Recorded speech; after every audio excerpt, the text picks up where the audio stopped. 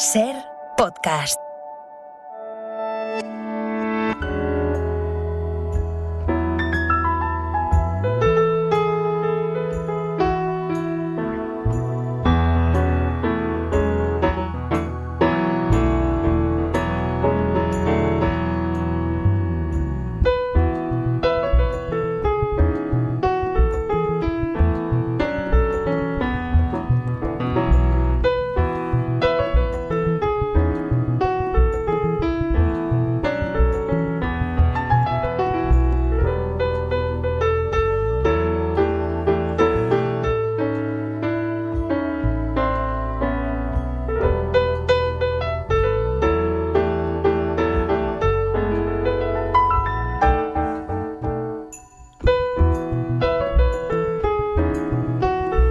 Desde París, está como cada mañana de domingo, Marc Bassets, es corresponsal del País en esa capital francesa. ¿Cómo estás, Marc? Buenos días. Hola, Javier. Buenos días. Bonjour. ¿Cómo arranca la mañana? Está muy nublado por lo que veo, ¿no? Sí, un poco nublado. Veremos si se aclara el día. La ciudad del sol, la ciudad de la luz, ¿no? Pero no tanto hasta primavera, ¿eh? La ciudad de la luz, pero no del sol, ¿eh? Los inviernos son nublados, oscuros y se hacen largos. Empieza a hacerse largo ya. Qué aburre. Oye, estuviste, creo, en la ceremonia de Vargas Llosa en la Academia Francesa. No sé si pedirte una crónica rosa, una crónica en blanco y negro. No sé qué tal te lo pasaste tú personalmente por allí. Hay muchas crónicas para hacer. Hay una crónica rosa, en efecto. Por todos los titulares que ha dado Vargas Llosa, con su separación de Isabel Preisler, con la reunión de la familia de Vargas Llosa, con Patricia Llosa, ¿no? La mujer, como dice su hijo, la mujer de su vida, ¿no? Y luego hay una crónica literaria y luego hay una crónica política también, porque entre los invitados estaba Juan Carlos I, en primera fila con su hija Cristina, y luego hay una crónica muy francesa porque fue una ceremonia muy de Francia, ¿no? Con todo el ritual republicano y monárquico, porque la Academia Francesa la fundó Richelieu, y las costumbres y las maneras y los vestidos vienen todos de la época de Napoleón y más atrás todavía del antiguo régimen. Fue fascinante estar ahí en ese momento y escuchar un discurso que se va a publicar en español y que lo recomiendo verdaderamente, porque es un discurso de alto voltaje literario. Sí, danos algún titular. Un titular. Bueno, yo el titular que puse en la crónica fue, ahora lo digo de memoria, pero la novela salvará la democracia. Sin novela no hay democracia. Ese fue el mensaje de Vargas Llosa en su discurso. Y luego, ¿quieres el titular literario o el titular del corazón? Pues dame los dos. No, el titular del corazón, yo creo que también es del corazón, no sé si se puede decir así, ¿no? Pero es esta imagen después de todos los ajetreos del romance de Vargas Llosa con Isabel Preisler, su separación, etcétera, la imagen de la familia Llosa unida y en un lugar realmente de alta cultura y de reconocimiento a la carrera, al talento y a la obra de un escritor mayúsculo, ¿no? Y luego hay otra parte que no sé cómo la podemos calificar: corazón, política, incluso geopolítica, historia, que es Juan Carlos I, que, bueno, como sabes, está desde hace un tiempo en Abu Dhabi, apartado en España, yo diría casi repudiado, ¿no? Y en cambio en Francia, bueno, a mí me parece muy curioso cuando Juan Carlos I entra con su bastón y con dificultades, realmente se le ve un hombre muy mayor, ¿no? Entra en la especie de hemiciclo donde se celebra la ceremonia, se le aplaude, ¿no? En el cóctel posterior hay gente haciendo cola para saludarle porque es una figura que en Francia es importante. Y luego, el viernes por la noche, el presidente de la República, Emmanuel Macron, invita a Juan Carlos I, junto a Mario Vargas Llosa y junto a Javier Cercas, que recuerdas que tuvo esta conversación tan interesante con Emmanuel Macron hace unas semanas que publicó El País, pues los invita a los cuatro a cenar al Palacio del Elíseo. Juan Carlos I, que prácticamente en su casa su hijo no le invita o lo hace muy poco, pues Emmanuel Macron le invita y le da un trato deferente, le arropa de alguna manera, y le agasaja. Tenemos que llamar a Cercas a que nos cuente esa cena, ¿eh? Sí. Me pregunto si en el despliegue informativo había, digamos, enviados especiales de la prensa rosa española a cubrir esto, o era... Yo no los conozco personalmente, pero me da la impresión que sí, porque vi muchas cámaras y luego vi muchas noticias que iban saliendo de aquello, todo el tumulto de prensa, ¿no? Y el rey se le hace una pregunta, en algún momento dado alguien le preguntó, ¿usted va a volver próximamente a España? Y él dijo, seguramente sí, pero así como de pasada. Y esto se convirtió en un titular casi viral, ¿no? El rey dice que seguramente va a volver a España. Bueno, sí había mucha expectativa por la parte Juan Carlos, ¿no? El tema Juan Carlos. Bueno, no tienes semana aburrida en París. Vamos a culminar con un pequeño repaso. Venga, vamos con, además, tu primera selección musical. Muy bien.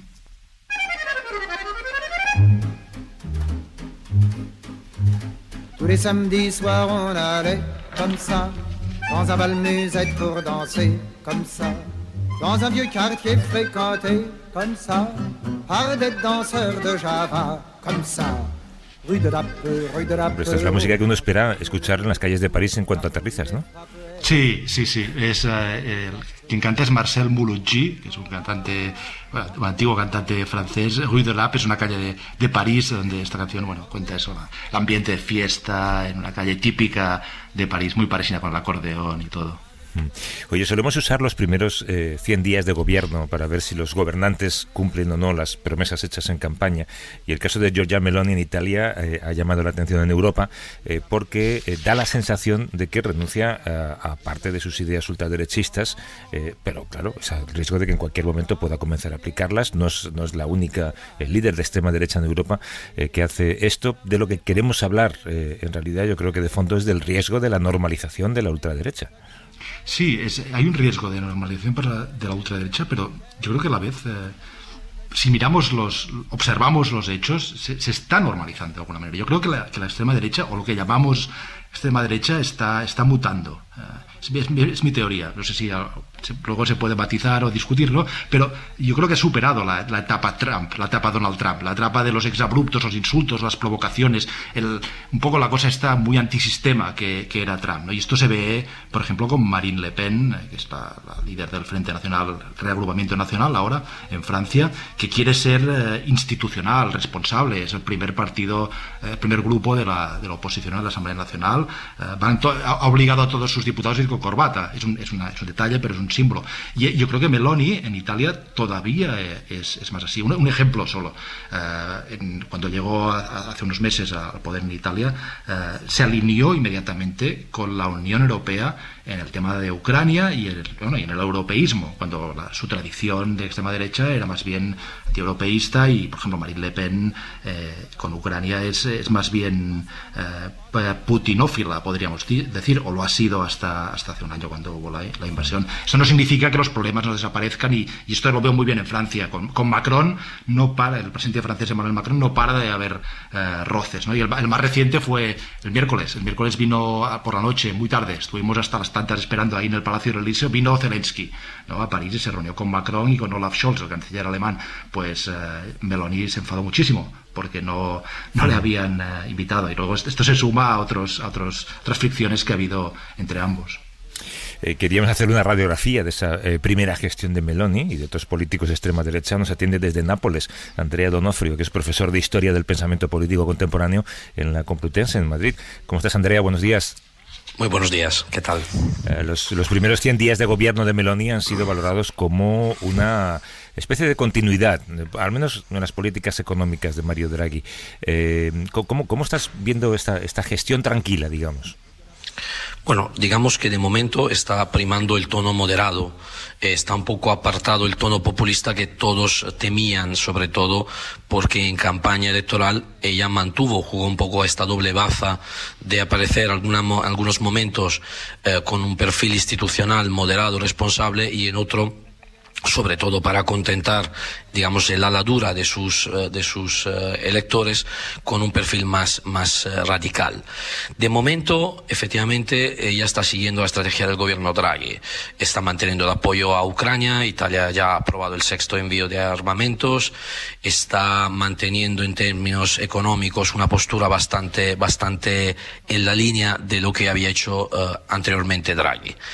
Lo que por un lado genera algo de confianza, y que para algunos es también el problema que genera, es que se baje un poco la guardia y no se considere que al fin y al cabo ella pertenece a un partido, una formación política que, sobre todo en campaña electoral y en los años de oposición, siempre ha prometido medidas mucho más radicales. Es decir, ahora mismo la sensación respecto a Meloni es que nos encontramos en una especie de momento de incertidumbre donde es difícil valorar.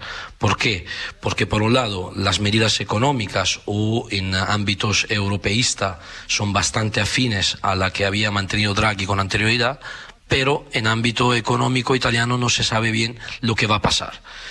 Y también merece la pena destacar, y eso sí, que de momento ella ha contado con un excelente manejo de la comunicación, lo que ha generado, sobre todo fuera de Italia, la percepción de una primer ministra, de una presidenta, bueno, al masculino como ella ha querido, que está actuando de manera contundente respecto, por ejemplo, a temas como la defensa de las fronteras, expresión que utiliza ella, o respecto a la estabilidad del gobierno. Sabíamos, Italia no es el país que brilla por su estabilidad.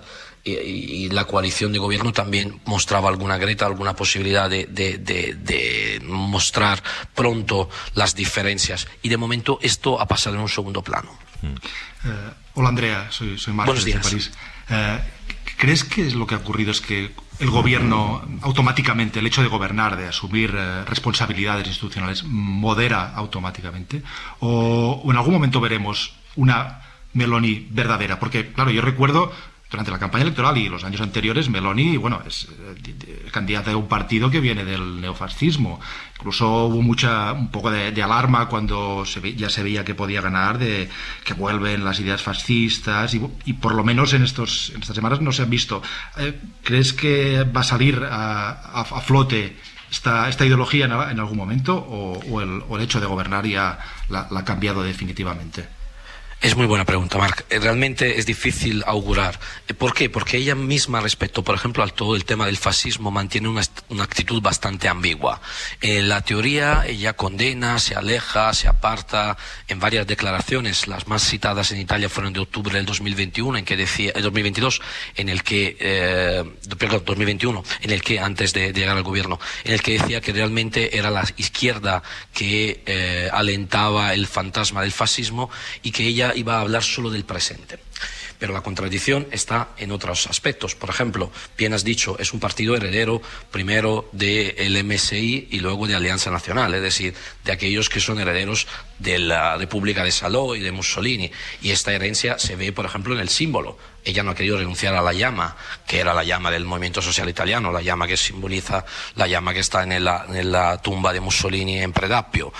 Mantiene dentro del partido figuras que actualmente una de los cargos más importantes de Italia, Ignacio La Russa, es una persona que ha destacado en muchos momentos por apreciaciones del fascismo. Incluso durante la crisis del coronavirus decía que en un momento en que no se podía dar la mano, lo mejor era ser un soldado romano. Es decir, un personaje de este calado. Personalmente, yo creo que ella va a mantener esta ambigüedad. ¿Por qué? Porque por un lado le viene bien para tranquilizar a los socios europeos, aunque también es importante un matiz. Ella dice que es fiel a la Unión Europea, pero que ella es de corazón atlantista. Para ella lo más importante es la OTAN, y mantiene, a diferencia, por ejemplo, de lo que comentáis justamente antes de Le Pen, que ha mantenido un vínculo más estricto con Putin. En el caso de Italia, este vínculo lo tenían Berlusconi como amistad personal y Salvini. Ella se ha mantenido siempre un poco desmarcada y mucho más interesada por el fenómeno norteamericano. Y por lo tanto, la ambigüedad será, para mí, en mi opinión, que mantendrá ella la crítica constante a estos excesos, pero por otro lado seguirá coqueteando con este electorado histórico. De hecho, fijaos, todos en España recordamos el famoso discurso de Marbella cuando fue al mitin de Vox. Ella, meses después, dijo que se había confundido en el tono nunca en el contenido. Es decir, que el problema fue el tono tan airado, tan nervioso, que generó una cierta malestar, pero que el contenido ella lo mantenía. Por lo tanto, aquí en Italia hay mucha curiosidad sobre lo que va a pasar. La mayoría de los analistas no descartan que, sobre todo teniendo en cuenta que ella misma se está dando cuenta que es muy diferente estar en el gobierno a cuando estás en la oposición, llegará un momento que tendrá que retomar la agenda de su campaña electoral. También porque ella sabe una cosa, en esto es muy no sé si decir lista, que parece como si quisiera, es muy atenta a los cambios de Italia. Italia es un país que siempre, después de los gobiernos tecnócratas, vota por el cambio. Pasó con Mario Monti, que en Italia votó el Movimiento 5 Estrellas, y ahora, después de Mario Draghi, ha votado por Fratelli d'Italia, que es por primera vez. Es decir, que siempre cuando hay un momento en que entran en juego los tecnócratas, que hay una cierta crisis de confianza hacia los políticos, se apuesta por los partidos que prometen ser algo novedoso, algo radical. Y ella tendrá que cumplir, antes o después, probablemente, si quiere mantenerse en el gobierno, esta agenda, que era una agenda mucho más radical de la que está mostrando en estos primeros 100 días. Pero antes mencionaba, Marc, el post-trumpismo, digamos, ¿no? Y cómo se suaviza en cierta medida ese discurso. Pero mira, esta semana, de hecho, en Estados Unidos, en el discurso del Estado de la Unión, había actitudes y comportamientos como Marjorie Taylor Greene gritando al presidente. Una cosa muy tosca. Y en España está Vox. Tú conoces muy bien España también. Yo me pregunto si tú anticipas también una suavización de Vox a medida que crean que puedan tener más posibilidades de llegar a acuerdos de gobierno. Es muy interesante esta pregunta, sobre todo por una razón, porque uno de los temas, por ejemplo, en que más se diferencian Vox y Fratelli d'Italia es el tema del feminismo, que sabemos que es un tema que ha entrado en la arena política ya desde hace unas décadas con una cierta fuerza. En el caso de Fratelli d'Italia, Giorgia Meloni habla siempre de resignificar la palabra feminismo, habla de un feminismo liberal, habla obviamente en contra de toda la historia de género, todo esto, pero mantiene una postura bastante más moderada. En el caso de Vox se mantiene todavía este núcleo duro contra todo, sobre todo por los apoyos que conocemos de Juncker, Hazte Oír, pero es curioso que muchos analistas dicen esto, que efectivamente si Vox quiere aumentar sus electores, deberá hacer también este camino, esta reedición que ella ha hecho, es decir, pasar por moderar su discurso. ¿Por qué? Porque las propuestas radicales tienen un techo desde el punto de vista electoral. Si Vox realmente anhela a convertirse en una fuerza de gobierno, aunque probablemente siempre mantendrá por lo menos la idea de ser una pata de la otra derecha moderada, del Partido Popular, pero si quiere tener mayor protagonismo dentro del gobierno, es posible que tenga que mediar un poco su discurso, rebajarlo en algunos puntos. Que tenga intención de hacerlo, de momento parece que no. Vamos a ser bastante honestos. No parece que haya esta intención. Fíjese, si me permite una anécdota que a mí me llamó mucho la atención en el final de la campaña en Italia. Cuando terminó la campaña en septiembre del 2022, Meloni no quiso que estuviera Santiago Abascal. Y decía a su círculo íntimo que Santiago Abascal era un personaje, una figura que tenía muy presente y muy fuerte la herencia franquista en su dialéctica y en sus gestos. Y ella quiere moderar este discurso. Ella, insisto, no quiere el fascismo, incluso si alguien tiene interés en leer su biografía, yo soy Giorgia, ella habla del fascismo, tiende a banalizar bastante la visión, a edulcorar, si queréis la palabra, la visión del fascismo, incluso habla de guerra de buenos y malos, pero intenta mantener esta ambigüedad. Que en algunos momentos en Italia, no vamos a engañarnos, cala, la gente la cree. De momento Vox no parece que tenga esta intención, parece que no se quiere desmarcar. Y de hecho lo vemos también, por ejemplo, en las redes sociales.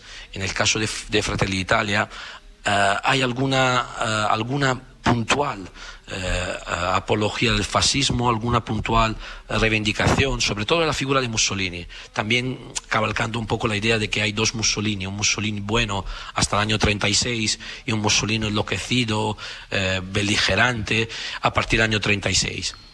En el caso de Vox nunca ha habido de momento ninguna crítica de la época franquista, e incluso en las redes sociales, por ejemplo, como decía, que es un ejemplo bastante típico, sigue apareciendo expresiones como pasará, no pasarán y hemos pasado, herencias de esta ideología. Y luego está el hecho de que en Italia los gobiernos duran poco, habitualmente. ¿Cuánto va a durar Meloni? Porque nos hemos agitado mucho sobre Meloni, se ha analizado mucho, pero ¿tiene futuro? Hay estas disensiones también con sus socios, ¿no? Con Salvini, con Berlusconi, visiones muy distintas en algunos puntos clave, como la guerra de Ucrania o la Unión Europea. En realidad, digamos que las apuestas han ido cambiando, si me permitís esta metáfora no sé cuánto feliz, en el sentido que al principio la mayoría de los analistas le auguraban una vida corta y que sobre todo la caída iba a venir como de una figura que hemos inventado en Italia, prácticamente, los francotiradores. Quiere decir que los propios socios del gobierno habrían sido quien provocaban la caída del gobierno Meloni. Sin embargo, parece que se ha generado ahora mismo una especie de equilibrio. Un equilibrio en el que Berlusconi y Forza Italia ha asumido un papel secundario. Berlusconi, incluso ahora que justamente habéis comentado al principio el malestar de Meloni respecto a la visita de Zelensky a Macron sin ella ser informada, Berlusconi ha dicho que bueno, eso pasa mucho en la Unión Europea, que no le da la importancia, es decir, hay un Berlusconi muy moderado, muy poco rencoroso o beligerante. La duda ahora mismo es Salvini. Salvini sabemos que a veces ha actuado de manera instintiva y no siempre ha mostrado una cierta coherencia, ni siquiera programática. Es ahí donde algunos creen que podría haber algún tipo de problema para el gobierno Meloni. Pero también tiene una ventaja, no vamos a engañarnos, que ahora mismo la izquierda italiana está completamente dividida. Hay un panorama bastante deprimente, tendrán próximamente unas primarias, pero la izquierda italiana ahora mismo no es una oposición fuerte, no es una oposición que parece capaz de hacer, digamos, peligrar el gobierno. Por eso es difícil augurar, en el sentido que probablemente esta pregunta, si la hubiéramos hecho en octubre, noviembre, a cualquier analista político italiano, hubiese dicho, pues yo creo que no va a cumplir los 5 años, fiel a la tradición italiana, la media de 13, 15 meses, eso sería más o menos, pero ahora hay un poco más de confianza. Sin embargo, también esta confianza se puede ver un poco tocada por la situación económica. En Italia hay mucho miedo por lo que vendrá y porque, por ejemplo, una de las promesas electorales de Meloni era reducir un impuesto especial sobre la gasolina, que no ha podido cumplir, lo que ha provocado enorme malestar, huelga de las gasolineras. Es decir, probablemente puede que la oposición a Meloni venga más de la sociedad civil, que se vea en una situación económica complicada, que de la propia oposición de la izquierda. Me ha hecho gracia que lo llames tradición italiana, lo de los gobiernos cortos, pero es verdad que los que duran más de un año ya son gobiernos casi envejecidos. Andrea Donofrio, que es profesor de Historia del Pensamiento Político Contemporáneo en la Universidad Complutense de Madrid, nos ha atendido desde Nápoles. Mil gracias por la conversación, Andrea. Un abrazo. Muchísimas gracias, ha sido un placer. Venga, hasta ahora.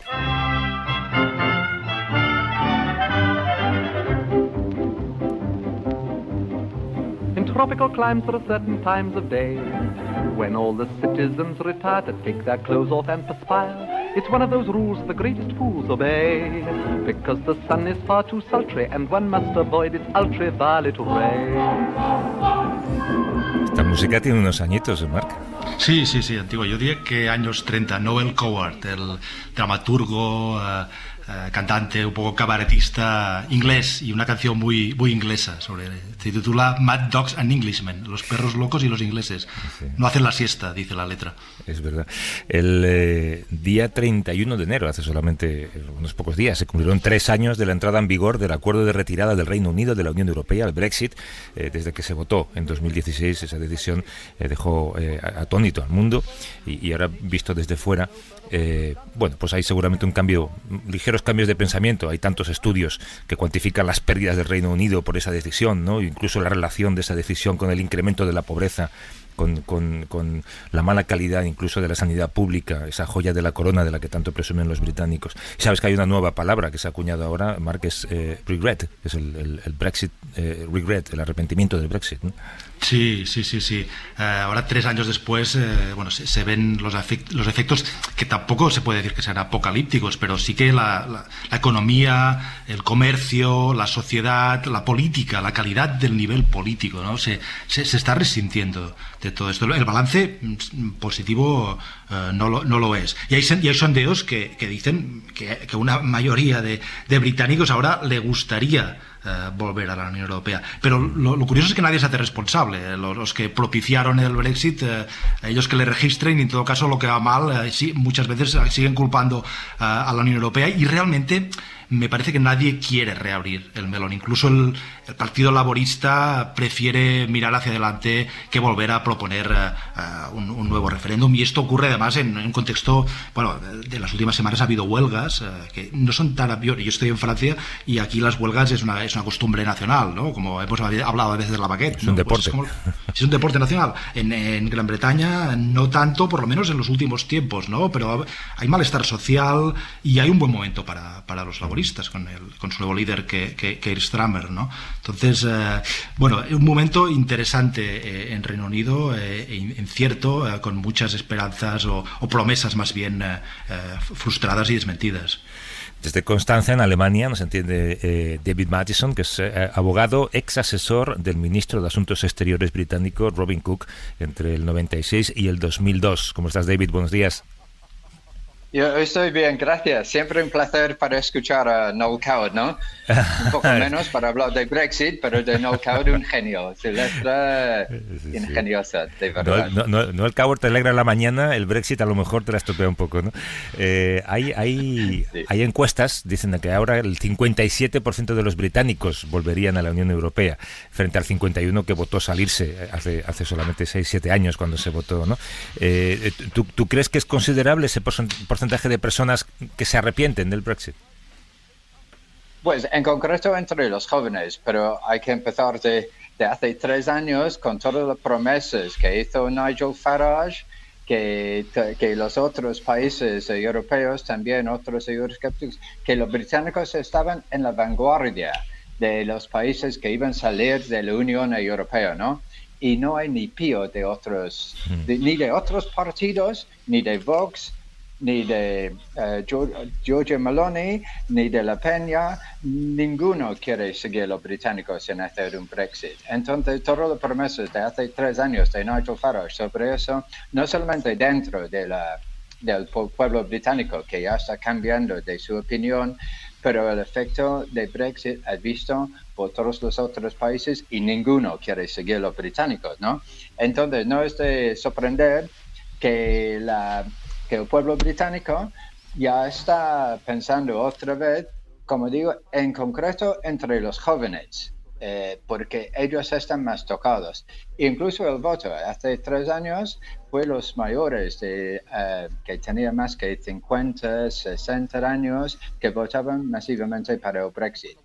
Pero ya ni votan, y el problema es como recuperar el voto o volver a las urnas para decidir qué puede hacer, qué camino puede seguir Gran Bretaña ya dentro, reunificándose con la Unión Europea, o qué relación tendrá fuera de la Unión Europea, porque de momento evidentemente no funciona para nadie. Buenos días, David, desde París.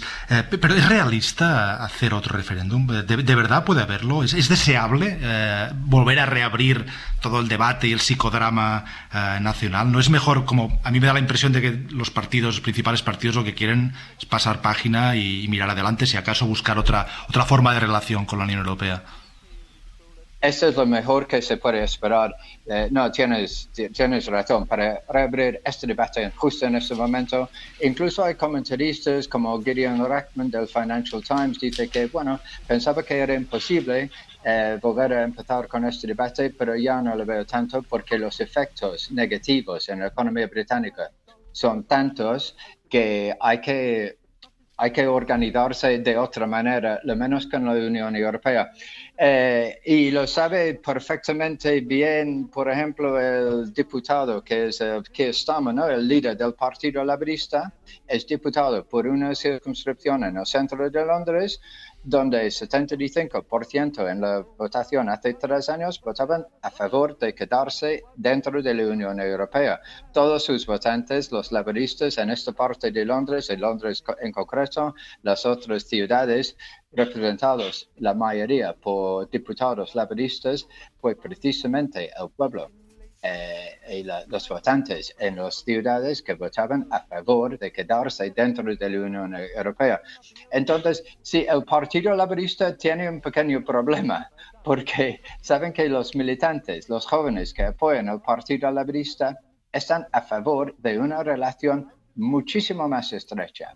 Si es posible volver a empezar como miembro de la Unión Europea, esa es otra cosa, pero es verdad que Starmer y el Partido Laborista no quieren abrir este debate porque prefieren seguir hablando de sanidad, de educación, que son sus puntos fuertes para ganar votos en las elecciones, y no quieren volver al tema porque es muy el tema de Europa.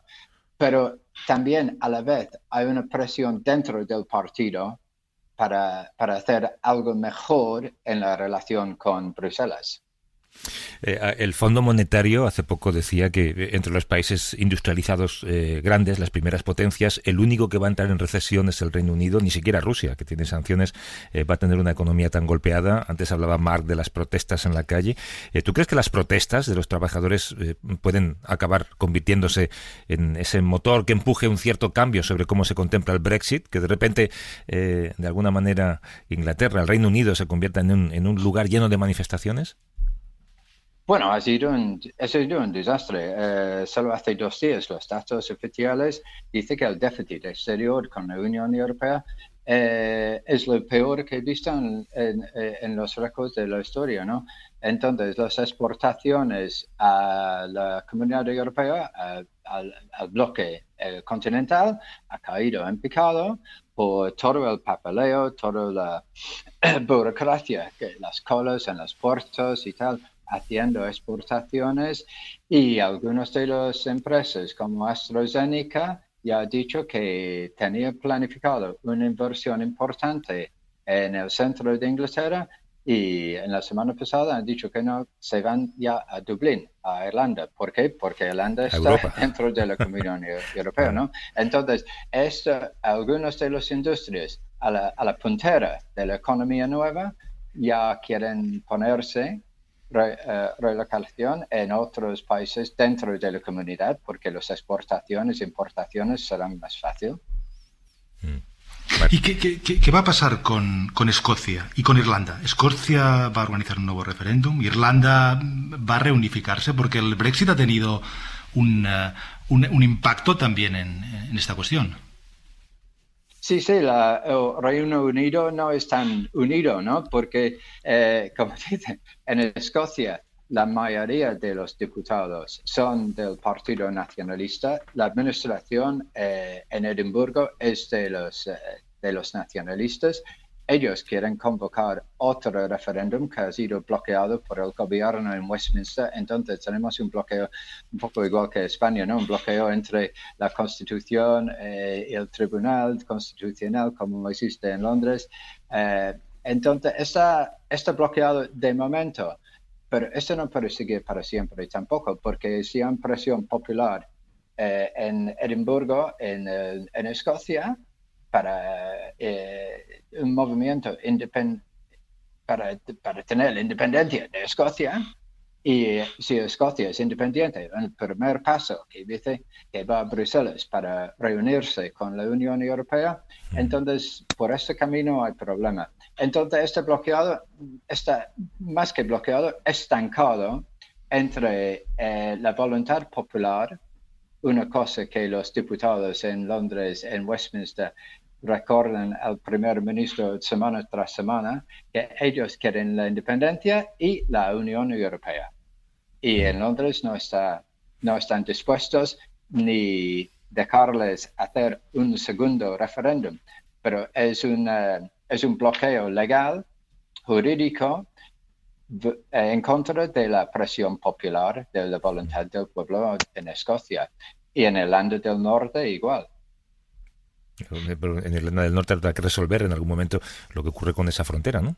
Bueno, esa es otra cosa, porque no tiene una solución fácil. Hay que poner una frontera entre Gran Bretaña y la Unión Europea. La pregunta de siempre, y estamos 3 años volviendo al mismo tema, bueno, más que desde el referéndum, ¿no?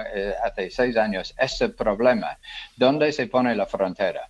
Hay que poner una frontera entre Gran Bretaña, que está fuera de la Unión Europea, que sería entre Irlanda del Norte y Irlanda del Sur, es lo lógico, pero esto no puede ser por el acuerdo de Viernes Santo, claro, que la unificación, efectivamente, la unificación que ha traído la paz por fin, después de tantos años de violencia, de los muertos, de los asesinatos. Entonces, no hay frontera y ni se puede poner una frontera efectivamente por el acuerdo de Viernes Santo que ha traído la paz entre Irlanda del Norte y Irlanda del Sur. Si no está entre los dos, Irlanda del Sur y Irlanda del Norte, hay que poner una frontera entre Irlanda del Norte y el resto de Gran Bretaña. Pero claro, los unionistas no lo aceptan porque dicen que precisamente son unionistas y la Unión está con el resto de Gran Bretaña, ¿no? El Reino Unido, la palabra unido. Entonces, es una solución, es un problema que no tiene una solución. Sí. Y los políticos, sociólogos, estamos dando vueltas y vueltas y vueltas, intentando cuadrar este círculo que no tiene posibilidad. Eso es lo que ha conseguido el Brexit, crear muchos problemas para lo que ya tenía solución. Ha hecho lo contrario de lo que se espera de un acuerdo político. David Mattison, que es abogado y fue asesor del ministro de Asuntos Exteriores británico, de Robin Cook, entre el 96 y el 2002, nos ha atendido desde Alemania. David, como siempre, te agradezco mucho la conversación y disfruta del domingo. Gracias a ustedes. Gracias. Un abrazo, hasta luego. Y nos vamos, Mark, no con Noel Coward, algo más americano, ¿no? Sí, algo más americano y bueno, para recordar a Burt Bacharach, que ha muerto esta semana. Esta canción es una canción de la banda sonora de Butch Cassidy and the Sundance Kid, que no sé cómo se traduce. 2 hombres y un destino. Eso, perdón. Paul Newman y Robert Redford. Un abrazo, Mark, hasta luego. Un abrazo, gracias.